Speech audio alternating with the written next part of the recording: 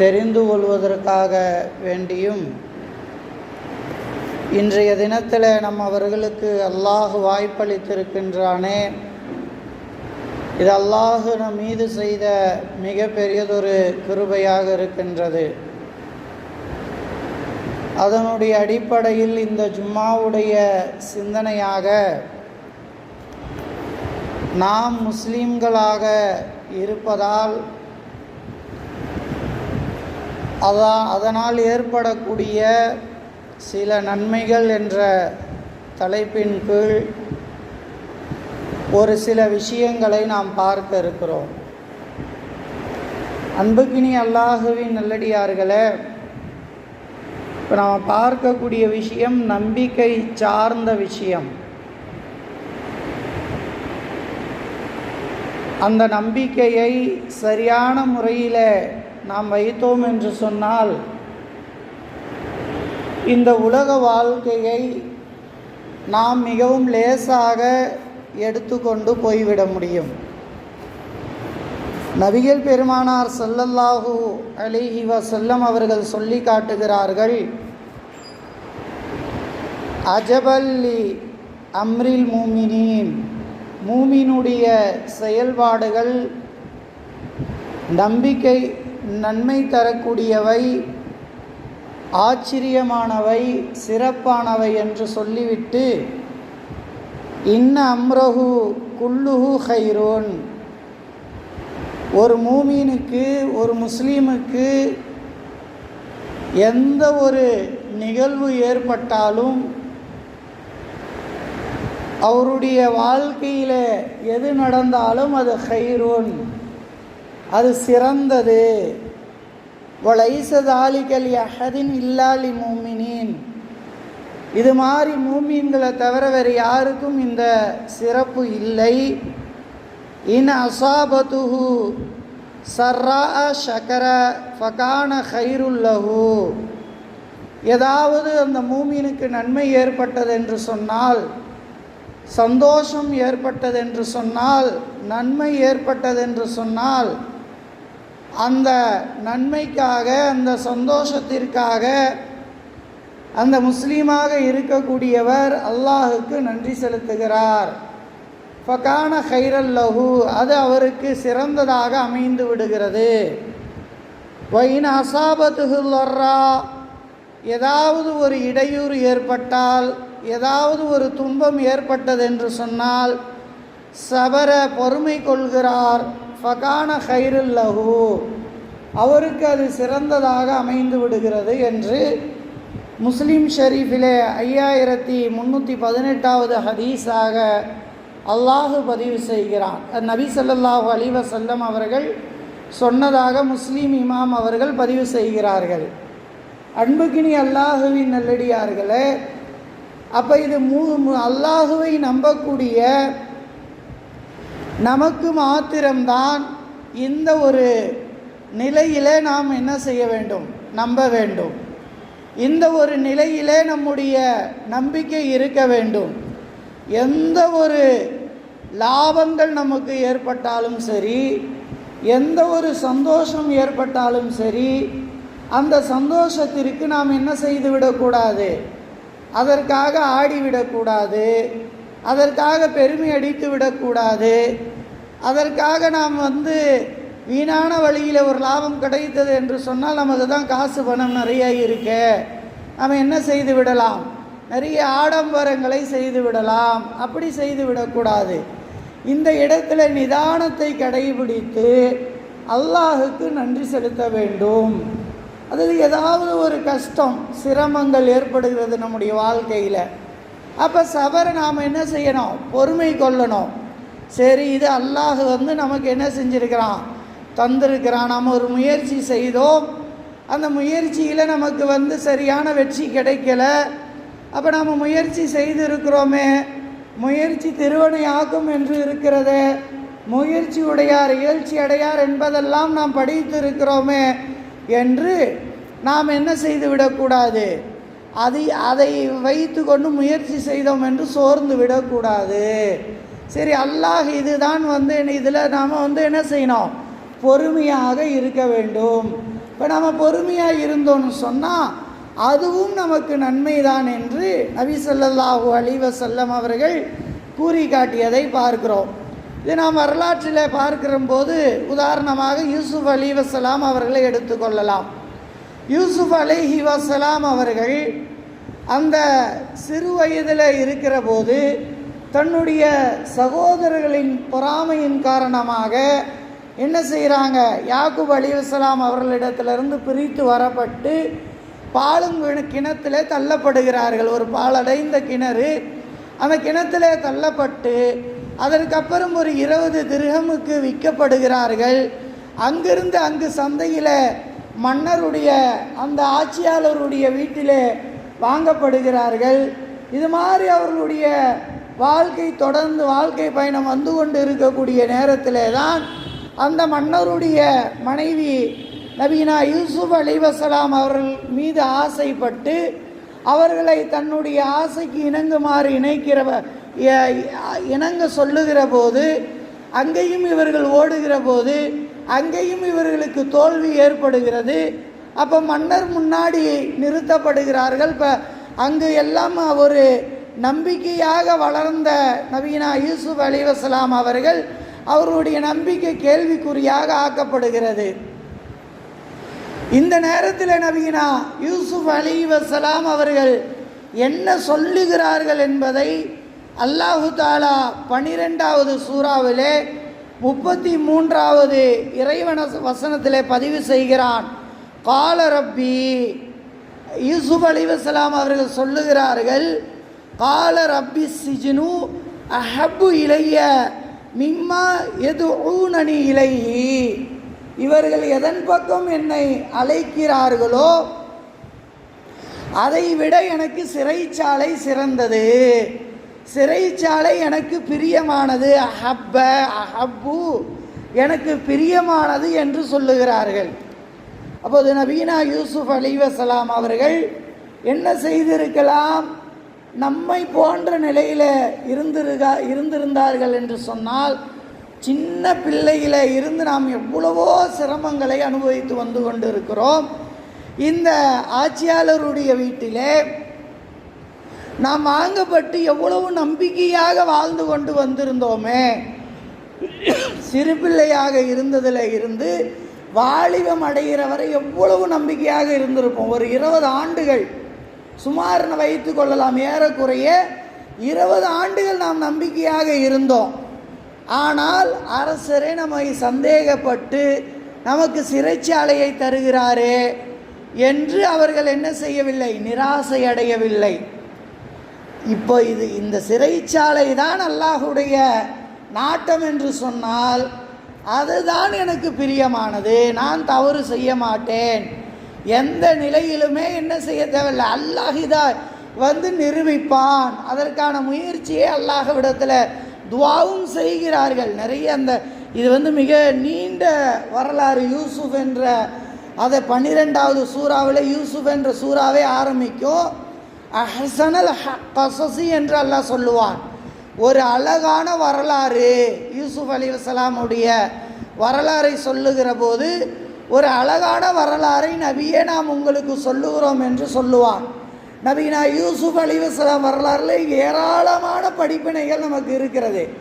அப்போ சுருக்கமாக என்னவென்று சொன்னால், பல்வேறு சிரமங்கள், பல்வேறு துன்பங்கள், இதையெல்லாம் அல்லாஹ் தந்தபோது கூட அவர்கள் என்ன செய்கிறார்கள், தங்களுடைய முயற்சியை செய்துவிட்டு கடைசி நேரத்தில் என்ன செய்கிறார்கள் என்று சொன்னால், இந்த சிறைச்சாலை தான் எனக்கு சிறந்தது, அதை ஒரு நல்ல முறையில் ஏற்றுக்கொள்கிறார்கள், அதை ஒரு சந்தோஷமான முறையில் ஏற்றுக்கொள்கிறார்கள். இப்போ நம்ம உலகத்தில் சொல்லுவாங்க, நீங்கள் கஷ்டப்பட்டு உழைக்காதீங்க, இஷ்டப்பட்டு உழைங்க, அப்போ தான் அதனுடைய கஷ்டம் தெரியாது என்பதாகலாம் சொல்லுவாங்களா இல்லையா? அப்போ அதை மனது ஏற்றுக்கொள்ளுகிற போது அந்த இடத்துல சஞ்சலம் அடைவதற்கும் சிரமப்படுவதற்கும் சோர்ந்து உட்காருவதற்கும் எந்த நிலையும் இருக்காது. இதுதான் நாம் முயற்சி செய்து விட வேண்டும். முயற்சி செய்துவிட்டு அடுத்தது நாம் பார்ப்போம். அதில் ஒரு சில ஹதீஸுகள் இருக்கிறது, அடுத்தடுத்து நாம் பார்ப்போம். அப்போ முயற்சி செய்து விட்டு நாம் என்ன செய்து விட வேண்டும், அது எது வருகிறதோ இதுதான் அல்லாஹ்வுடைய நாட்டம். சரின்னு அப்படி இது யூசுப் அலைஹிஸ்ஸலாம் வரலாறுல. சரி, சுலைமான் நபி வரலாறுல அல்லாஹு தாலா இப்படி சொல்லி காட்டுறான். 27வது சூறாவில் நபீனா சுலைமான் அலைஹிஸ்ஸலாம் அவர்களுடைய வரலாற்றை அல்லாஹு தாலா சொல்லி காட்டுறான். என்ன, நிறைய காசு பணங்களை அல்லாஹு கொடுத்திருந்தான். நம்முடைய வார்த்தையில் காசு பணம், தீனார் திருகம்கள், தங்க நாணயங்கள், வைடூரியங்கள், ஆட்சி அதிகாரங்கள், காற்றை வசப்படுத்தி வைத்திருக்கிற அளவுக்கு அல்லாஹ் என்ன செய்திருந்தான், அவர்களுக்கு அந்த டெக்னாலஜியை கொடுத்திருந்தான். விலங்குகளுடைய பறவைகளுடைய அந்த பாஷையை கேட்குற டெக்னாலஜி அவங்கள்ட்ட அந்த ரிசீவர் இருந்தது. இப்போ இங்கே எல்லாமே அலைவரிசைகள் போய்கிட்டு தான் இருக்கும். இப்போ நம்ம பழைய காலத்தில் ரேடியோ இருக்குல்ல, இப்போ 106 என்ற அந்த ரேடியோ வரணும்னு சொன்னால், சூரியன் எஃப்எம் வரணும்னு சொன்னால் அந்த டிசிபிளில் வச்சிங்கன்னா அது வந்துடும். ஆக காற்றில் அதெல்லாம் இருக்குது. அந்த ரிசீவரை தான் நம்ம எதுக்குள்ளே வைக்கிறோம், ரேடியோக்குள்ளே வைக்கிறோம் அல்லது நம்முடைய டிவிக்குள்ளே வைக்கிறோம், அதை ரிசீவ் பண்ணுறது. இந்த ரிசீவரை அல்லாஹு தாலா யாருக்கு கொடுத்துருந்தான், சுலைமான் நபிக்கு கொடுத்துருந்தான்.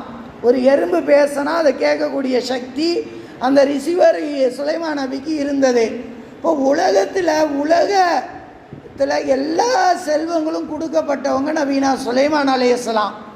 இப்போ இது மாதிரி ஒரு மூமினுக்கு ஏற்படுது, லாபம் ஏற்படுது, காசு பணம் வருது, இப்போ எல்லாத்துலேயும் சந்தோஷம் வருது, பிள்ளைகள் நல்ல பிள்ளைகளாக இருக்கிறாங்க, தொட்டதெல்லாம் நல்ல நிலைமையில் இருக்குது. அப்போ நாம் என்ன செய்யணும், பெருமை அடித்து வீணாகி விடக்கூடாது. காசு பணம் வந்தாலும் சந்தோஷம் வந்தாலும் லாபங்கள் ஏற்பட்டாலும் என்ன செய்யக்கூடாது, உடனே அதை வீணடித்து விட, அதை நிதானமாக. அதுதான் சுலைமான் நபி. எப்படி யூசுப் நபி சில நபிமார்கள் கஷ்டங்களுக்கு படிப்பினையாக நமக்கு இருந்தார்களோ, நம்முடைய வாழ்க்கையில் ஏற்படக்கூடிய சிரமங்களுக்கு படிப்பினையாக இருந்தார்களோ, அது மாதிரி சுலைமான் நபி அல்லாஹ் படிப்பினையாக காட்டுறான். எல்லா வசதி வாய்ப்பும் நான் கொடுத்துட்டேன். அப்போ சுலைமான் நபி என்ன பண்ணுறாங்க, எந்த அளவுக்கு வசதி வாய்ப்புன்னு சொன்னால் 27வது சூரா 44வது இறைவசனத்தில் பில்கீஸ் அம்மையாருக்கு சுலைமான் நபி கடிதம் எழுதுகிறாங்க. வேறொரு பகுதியில் ஆட்சி செய்கிற ஒரு அரசிக்கு. அந்த அரசியை அழைக்கிறார்கள். அந்த இளவரசி என்ன செய்கிறாங்க, சுலைமான் நபியுடைய அரண்மனையை பார்க்க வராங்க.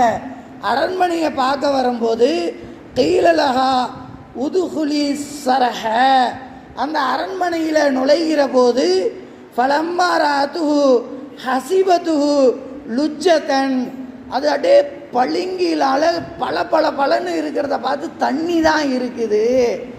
அந்த அரண்மனையினுடைய பளிங்கிகள், அந்த அவங்க போட்டிருக்கக்கூடிய அந்த கிரானைட் இருக்கிறதே, இன்றைக்கி தான் நாம் ஒரு 50 வருஷத்துக்கு முன்னாடி கிரானைட் கிடையாது, 100 வருஷத்துக்கு முன்னாடி கிரானைட் கிடையாது. இன்றைக்கி தான் நம்ம அந்த பளிங்கிகளை அந்த கிரானைட்டுகளை எல்லாத்தையும் நாம் போடுறோம், மார்பிள்ஸ் எல்லாம். அப்போல்லாம் கட்டாந்தரை தான், இல்லைனா கிராமங்களில் வில்லேஜில் பார்த்தோம்னா மண்ணு தரை தான்.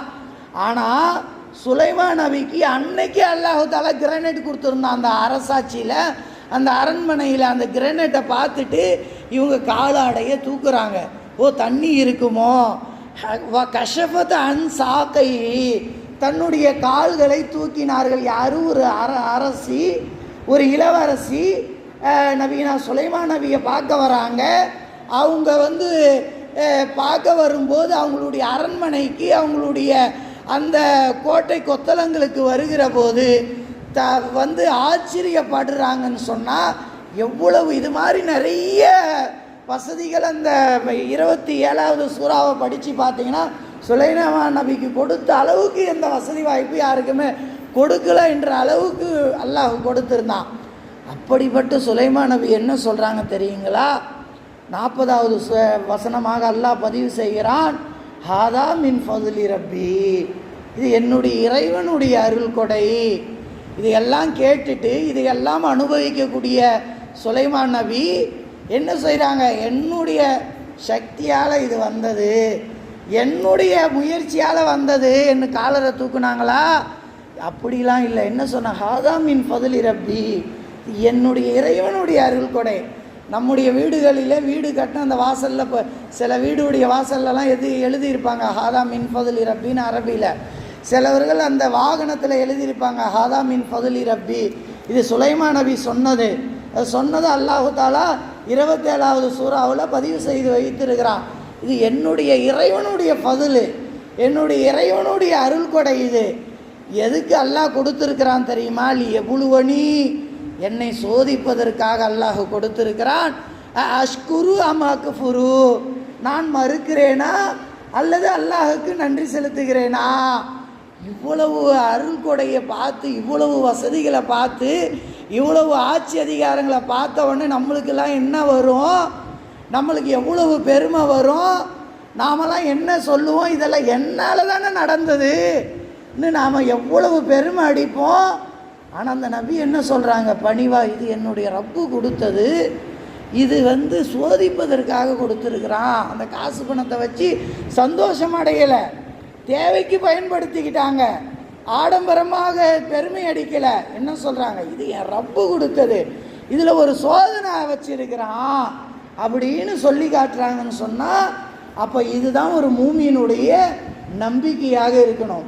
அவனுடைய வாழ்க்கையில் எந்த நன்மை ஏற்பட்டாலும் சரி, எந்த லாபம் ஏற்பட்டாலும் சரி, அந்த லாபத்தில் என்ன செய்யணும்?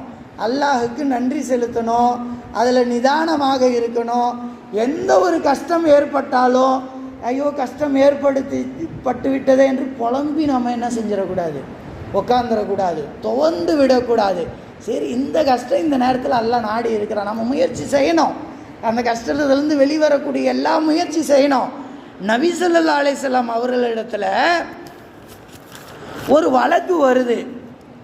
அஹமது இதில் நபி ஸல்லல்லாஹு அலைஹி அபுதாவுதில் பதிவு செய்யப்பட்ட ஹதீஸ் இது 3143வது ஹதீஸு. ஒரு வழக்கு வருது. நபி ஸல்லல்லாஹு அலைஹி வஸல்லம் அவங்க தான் சுப்ரீம் கோர்ட்டு நீதிபதியும் அவங்க தான், ஆட்சியாளரும் அவங்க தான், அவங்க இருக்கக்கூடிய காலகட்டத்தில் ஆன்மீக தலைவரும் அவங்க தான், போர்படை தளபதியும் அவங்க தான், எல்லாமே நபி ஸல்லல்லாஹு அலைஹி வஸல்லம் அவங்க தான் டீல் பண்ணுவாங்க, டைரெக்டாக டீல் பண்ணுவாங்க. அப்போ வரும்போது 2 பேருடைய வழக்கு வருது. அதில் ஒருத்தவருக்கு பாதகமாக அந்த வழக்கு அமைஞ்சிருச்சு. அப்போ அவர் என்ன சொல்கிறார்? ஹஸ்புனல்லாஹு வ நிஅமல் வக்கீல், அல்லாஹ் எனக்கு போதுமானவன் என்று சொல்கிறாரு. உடனே அவரை கூப்பிட்டு நபி ஸல்லல்லாஹு அலைஹி வஸல்லம் சொல்கிறாங்க, அல்லாஹ் போதுமானவன் சொல்கிறீங்க, இது நல்ல விஷயந்தான். ஆனால் எப்போ சொல்லணும் தெரியுமா? நீங்கள் இந்த வழக்கில் எந்த ஆதாரத்தையும் எடுத்து காட்டலை, உங்கள்கிட்ட தான் பொசிஷன் இருக்குன்னு எந்த ஒரு முயற்சியும் செய்யலை, நீங்கள் மாட்டுன்னு வழக்கை கொண்டுட்டு வந்தீங்க, அப்படியே நின்றீங்க, இது என்னுடைய எனக்கு சாதகமானதுன்னு சொன்னீங்க. ஆனால் நான் என்ன சொல்லிட்டேன்? எதிர்த்தரப்பு பிரதிவாதி என்ன பண்ணார்? எல்லா ஆதாரங்களையும் கொண்டு வந்தார், அவருக்கு சாதகமாக வழக்கு போயிருச்சு. இப்போ ஹஸ்பண்ட் நல்லா சொல்கிறீங்களே, இது தவறு. நான் சொல்லக்கூடிய விஷயம் புரியுதான்னு பாருங்கள். ஏன்னா இது ரொம்ப நுணுக்கமான நம்பிக்கை. இது இஸ்லாம் சொல்லக்கூடிய ஒரு நம்பிக்கை. நாம் எப்படி வைக்கணும்? எல்லாம் அல்லாஹ் பார்த்துக்குவான் சொல்லிட்டு வீட்டில் உட்கார சொல்லலை, எல்லாம் அல்லாஹ் பார்த்துக்குவான். இது உதாரணத்துக்கு தான். இது நபி ஸல்லல்லாஹு அலைஹி வஸல்லம் என்ன சொல்கிறாங்க? ஒரு வழக்காக இருந்தாலும் என்ன லாயரை பார்க்கணும், என்ன ஆதாரத்தை சமர்ப்பிக்கணும், என்னென்ன நம்ம சைடுடைய நியாயங்களை ஃபுல்லாக சொல்லணும். சொல்லிவிட்டு அதுக்கப்புறம் நீங்கள் தோல்வி அடைந்தீங்கன்னு சொன்னால் ஹஸ்பண்ட் அல்லாஹ் இதை நாடி இருக்கிறான்.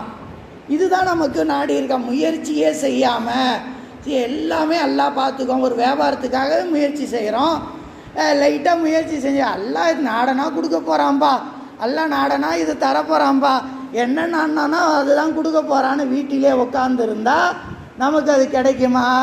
கிடைக்காது. அப்போ இது நுணுக்கமான நம்பிக்கை. இந்த நம்பிக்கை என்பது இந்த ஹதீஸில் வர்றது அபுதாவுதில் 3143. அப்போ இதை நம்ம தவறாக விளங்கிக்கக்கூடாது. ஹஸ்பண்ட் அல்லாஹ் சொல்கிறது, அல்லாஹ் போதுமானவன் சொல்கிறது தவறோ? அப்படி கிடையாது. எல்லா முயற்சிகளையும் செய்து விட வேண்டும். ஒரு மாணவன் என்று சொன்னால் எல்லாமே படிச்சிடணும் A to Z. அதுக்கப்புறம் அவன் ஃபெயிலாக போனால் அதில் தளரக்கூடாது, அடுத்தது ஜெயிப்போம். டிஎன்பிசி எழுதுகிறாங்க, எல்லாமே நம்ம படிச்சுட்டு போகிறோம், தோல்வி வருது, பரவாயில்ல, அடுத்த டைம் ஒரு முயற்சி செய்கிறாங்க, அடுத்த டைம் நம்ம என்ன செய்வோம்? சோர்ந்து விடாமல் இருக்கணும். அப்போ தான் ஹஸ்பண்ட் அல்லாஹ் சொல்லணும், அல்லாஹ் போதுமானவன் சொல்லணும். எந்த முயற்சியும் செய்யாமல் வீட்டில் உட்காந்துக்கிட்டு சும்மா இருந்துக்கிட்டு நீங்கள் ஹஸ்பண்ட் அல்லான்னு சொல்லாதீங்க, முயற்சி செஞ்சுட்டு சொல்லுங்கள். நபி நமக்கு அந்த நம்பிக்கையை சரிப்படுத்துகிறார்கள். அன்புக்கினி அல்லாஹுவின் நல்லடியார்களே, இந்த நம்பிக்கையை எப்படி நம்பிக்கை வைக்க வேண்டும் என்ற அந்த வழிமுறை இருக்கிறது. அந்த முறையில் நம்பிக்கை வைக்க அதை விளங்கக்கூடிய தௌஃபீக்கையும், அதன் முறையில் நம்பிக்கை வைத்து நம்முடைய வாழ்க்கை பயணத்தை வெற்றி அடையக்கூடிய தௌஃபீக்கையும் அல்லாஹு தஆலா உங்களுக்கும் எனக்கும் உங்களுடைய சந்ததிகளுக்கும் என்னுடைய சந்ததிகளுக்கும் பரிபூர்ணமாக தந்தருள் புரிவானாக. அஸ்ஸலாமு அலைக்கும்.